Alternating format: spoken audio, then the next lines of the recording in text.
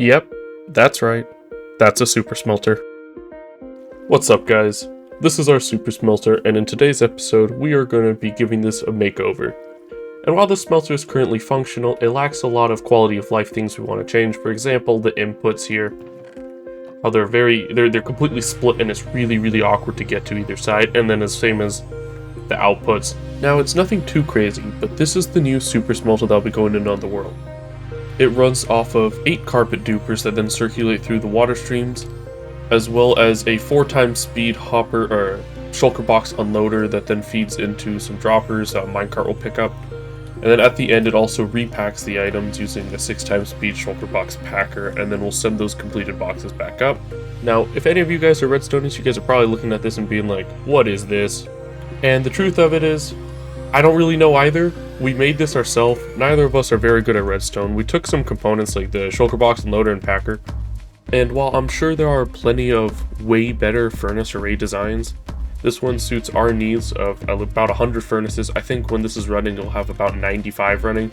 It is a 100 furnace array, but not all of them activate at the same time due to the way the minecart works. Now, coming back to survival, while this new build isn't quite as crazy as the Cave of Creation here, I am still really happy with how it turned out. I think you guys will really like it. It is way too big for what it is covering. You guys saw that furnace array? That's like 20 blocks long.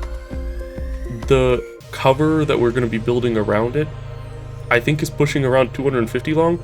Without further ado, I think it's time for us to start bombing out the terrain where it's going to go and draining some water.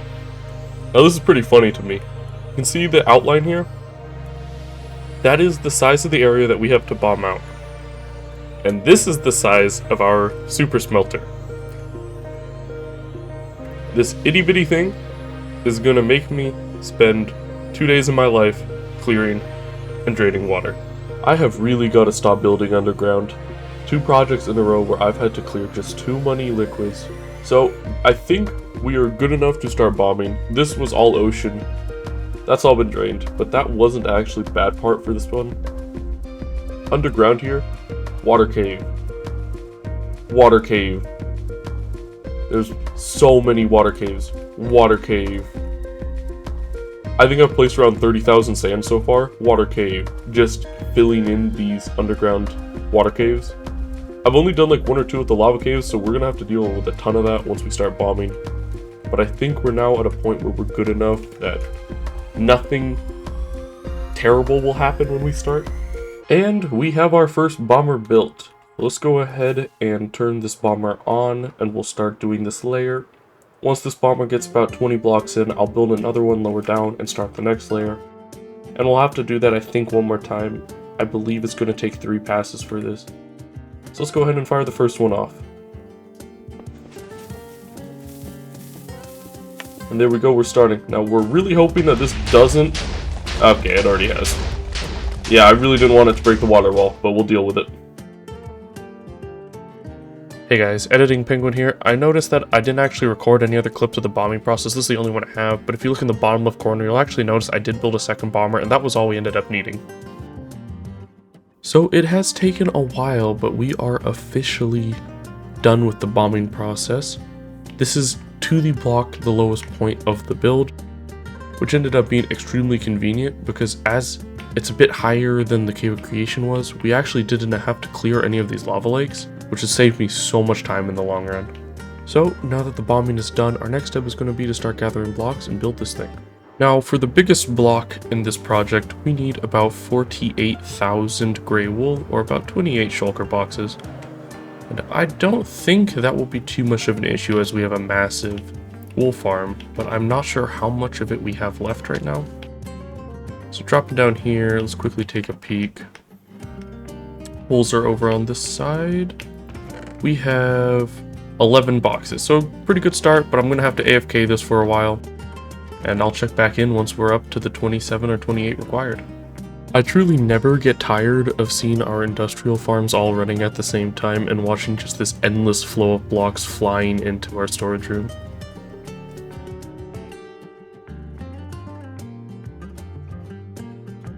So it definitely took a while, but we are now able to check off gray wool. So we're going to go ahead and add it to our new platform. and start piling up all the blocks we need to build this project. Next up, we need 25,000 blue wool, and you might be wondering where all this blue wool is getting used, and to be honest, it's just a base layer. It's not very important to the actual build, but it's going to be used to block the lava from spreading everywhere underneath, so it's just a little bit of a cover. And while we were AFKing all that gray wool, we AFK'd all the blue wool as well, so that's another one easily checked off.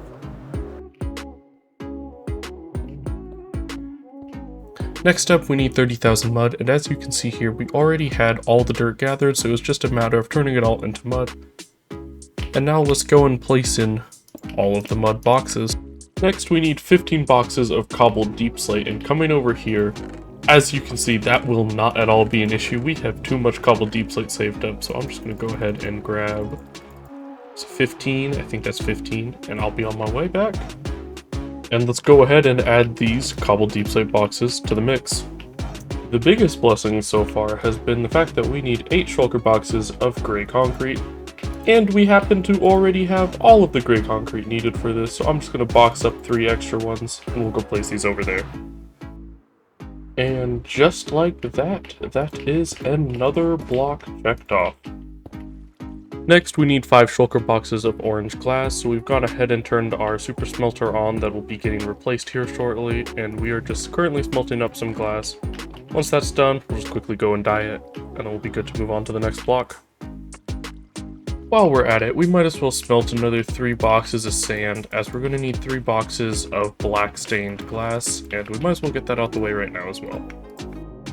And just like that, after bone mealing a few flowers, we have gathered all of the required black and orange glass, and I am running out of space to put these. I guess I'm gonna have to expand the stone platform here in a second. But just like that, that's all the black and all the orange done. Next, we need 4 boxes of black concrete, and to do that, we're just going to be running our end duper right here. So all I need to do is turn on the chunk loader.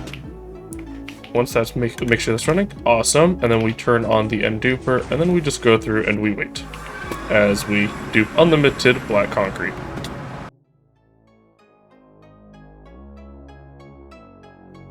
Now we'll have to come back to this bomber as we're going to be doing other concretes, but as of right now we're done with black concrete, so let's go ahead and place those 4 new boxes into the pile.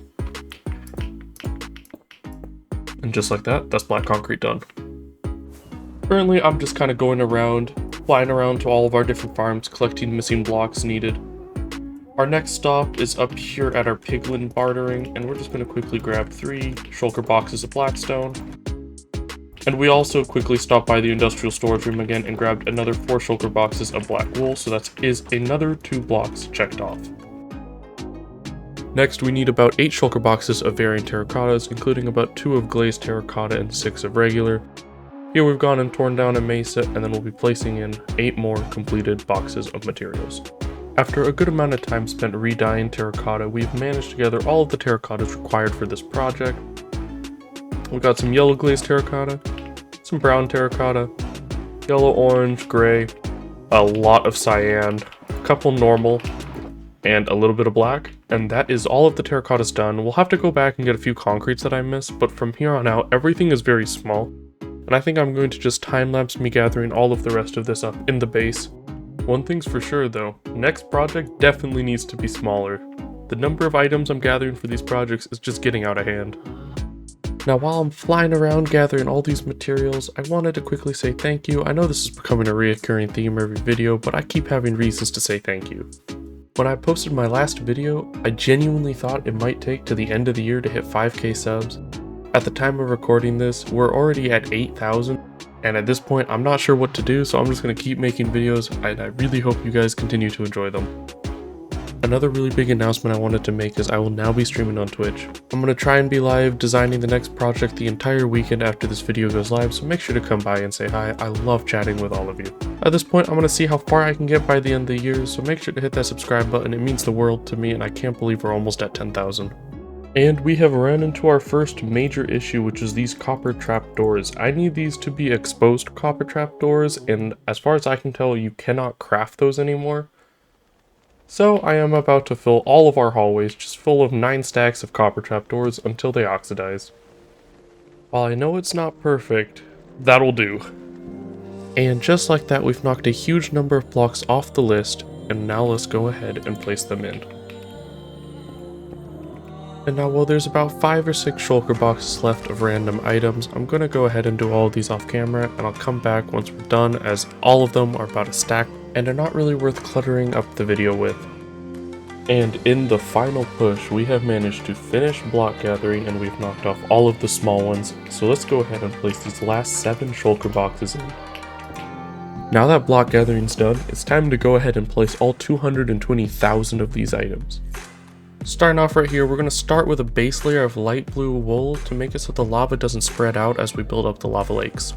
Now in the lava lakes, I used a mixture of magma blocks as well as lava to just try and reduce the number of lava buckets we had to use. For this project, we still had to gather 5,000 buckets of lava. But as these walls start to climb, you're kind of able to view the design I went for and the style choices. Around every lava lake, I did black stone, smooth basalt, and a couple other blocks to try and make it look like the rock there was burnt. But as a whole, as these walls start to climb, you'll start to get a better idea of the build as a whole and the cave style. I went for a very dark themed rocky look. In the cave of creation, I had a lot of people asking about what blocks I used in my gradient, so for this one, it really was a very simple one. I just go cobble deep slate, gray wool into mud, and that gave me a very nice shaded texture on all the rocks that went from light to dark. Now moving on here, you'll start to see me raise the walls even higher and put the roof on it, as it is going to be a cave in the end. But don't you guys worry, it might look fairly plain right now, but I can promise you it will not be plain by the time we are done with this build. This build was really challenging though due to the color palette used and how dark it was. Now I wanted to quickly pause. We've placed in around 130,000 of the blocks required for this build, and I thought it'd be a perfect time to show you guys where we're at. We've just finished designing the actual cave, and next steps will be to start building the structures in the center and the structures that fill in all these holes in the wall everywhere. Now I'm going to record the rest of this with night vision on so that you guys can see everything very clearly, but the actual final product is going to be pitch black, as it's meant to be a very dark themed build. The next thing we're going to start working on is the centerpiece of the whole build, the center of the forge, where all of the movement of the build takes place. I like my builds to be very artsy, and what I mean by that is I try to create focal points, and the focal point for this build, as I just mentioned, is this center part right here. This means that I spent a lot of time and effort and a lot of different trial runs to get this shape to look what it is now. One of my favorite parts about this build is how everything looks like it's made out of copper, but I challenge you guys to even find a piece of copper in this build. Everything in those copper gradients is made out of terracotta, spruce wood, granite, and so on. None of it is actually copper, and I thought that was so cool. I've been really challenging myself to find ways to add color to builds that might have been monotone in the past. For example, with this build, in the past, I probably would have never done this copper palette, and it would have just been stones and so on. This is so much more boring than how it looks now.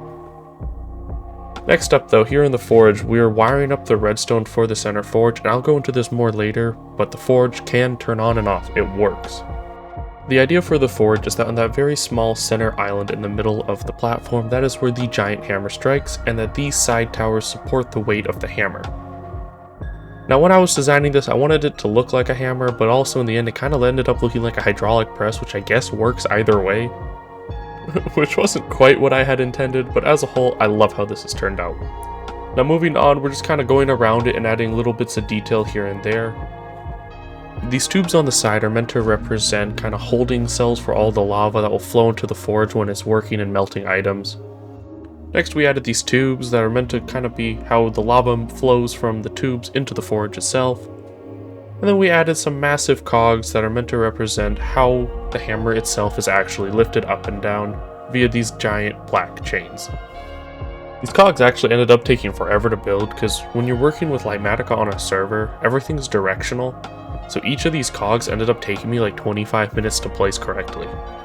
One thing you don't realize when you're watching this time-lapse footage is literally 15 to 10 seconds of video is 45 to an hour of my time, and that's kind of the time range that I was condensing this video into.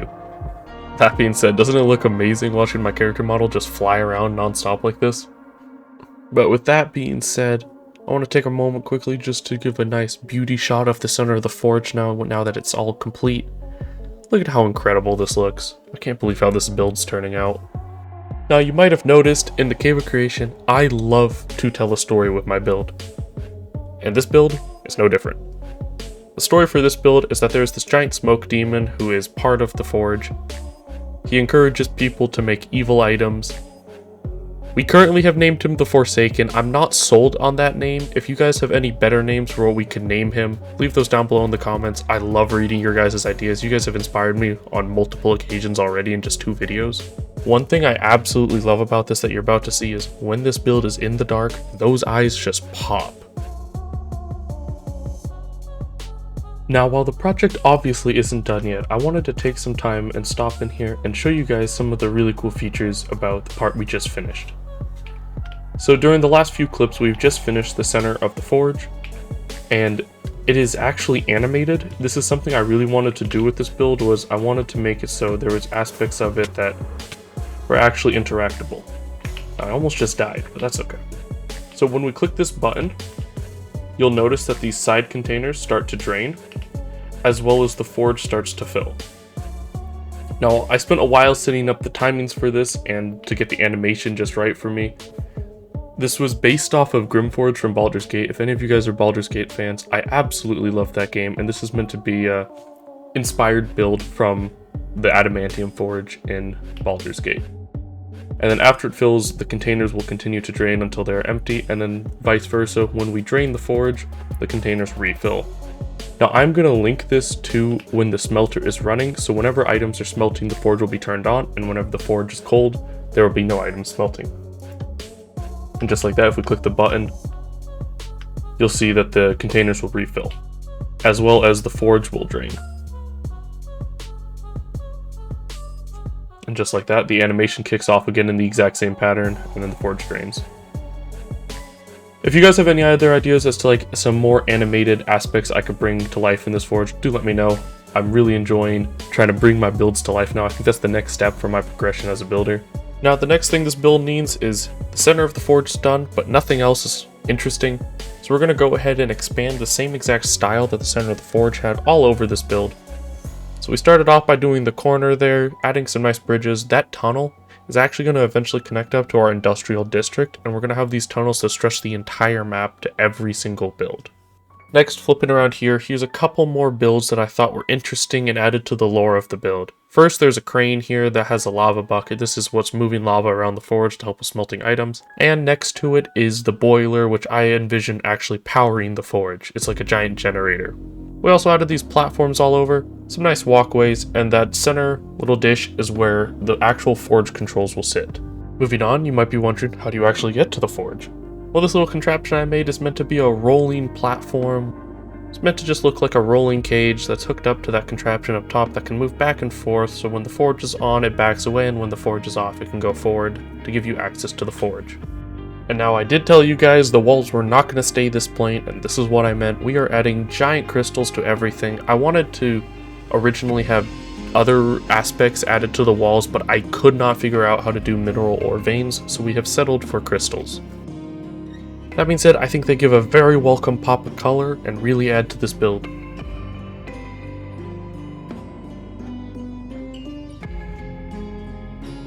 And with the crystals in, we have done it. The forge is finally complete. It's missing one last thing, which is it needs to have the actual furnace array, which is going to be added right here, and we're about to work on that in a second. But for now, I just want to take a moment to show you guys how awesome this thing looks. Hey, let me throw on the shaders again real quick so we can get it with all of its glory. Man, look at that. That looks so cool. One thing that I haven't yet figured out is this area was not meant to be lit up, but I'm not sure what is lighting it up, whether it's a visual glitch or something. Originally, I thought it was this, but that doesn't really make sense. That's the only block that's missing from the roof of the cave. So I'm just gonna roll with it. Hopefully it stays, because I think it looks absolutely amazing lit up like this. But with that being said, I think it's now time for us to actually put the furnace array in and show you guys this thing running.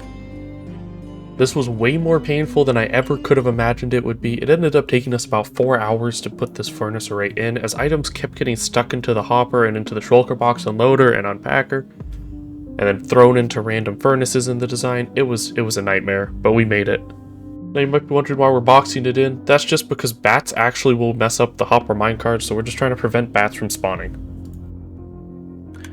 Now that dispenser ticking sound might be very annoying, but it is time to show you guys this furnace array running. So the premise of this furnace array is we wanted something that was just very clean and easy to use, as I explained earlier. So all I have to do is I have to put shulkers into this box, and then I will get completed shulkers out of this box, and all I have to do is AFK. Now this first switch here, that's the carpet duper. So that will activate what looks like a V8 engine carpet duper, which will then fuel all 100 of these furnaces. So let's go ahead and turn that on first. And now that that's running, let me just drop down here. You can see this thing is making way too much carpet, and that's why at the end of it we actually have a fire that burns the extra, and as this carpet circulates it just goes all the way around and fuels the whole furnace array. Next is this switch. This turns on the minecarts. So these minecarts are on a 14 block hopper clock, and that is the perfect amount of time to get, depending on the tick, 93 items to 101 items per tick, or sorry, per hopper minecart. So as you can see, this thing generates the minecarts. They loop the track, they come up here, pop, go back into the system, and a new one is spawned. Now this is the shulker box unloader. This unloads items at 4 times speed, drops them on this pathway there, and the hopper minecart picks them all up. So without further ado, let's drop 2 of these shulker boxes in. You hear that sound? That note block dinging means that the shulker box unloader has started a new shulker box. So this thing will start getting unloaded. These items will get spit onto the track here, and then a hopper minecart will show up, take the lot, and take them on its journey. If we hop down here, we can actually see the furnaces start turning on, and they do this wave pattern, which I think is just kind of fun. It's just our timings aren't quite perfect, which is why it's like this.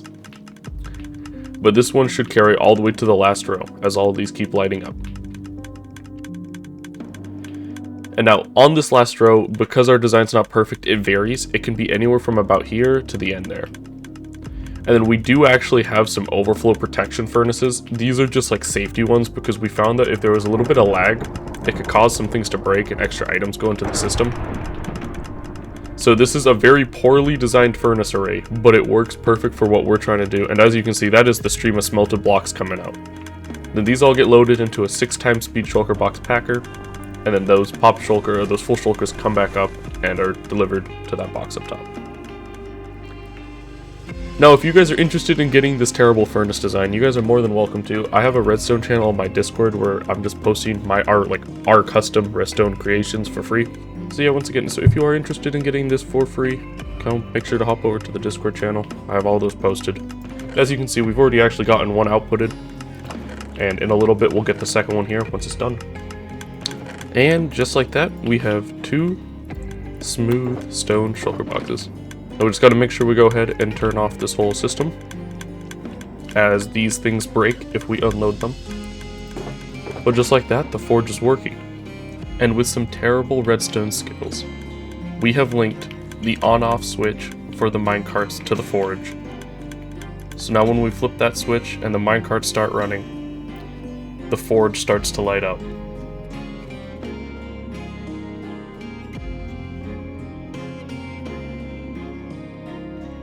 And now obviously the same thing happens that when we turn the lever off and stop the minecarts, the forge empties and the tubes refill.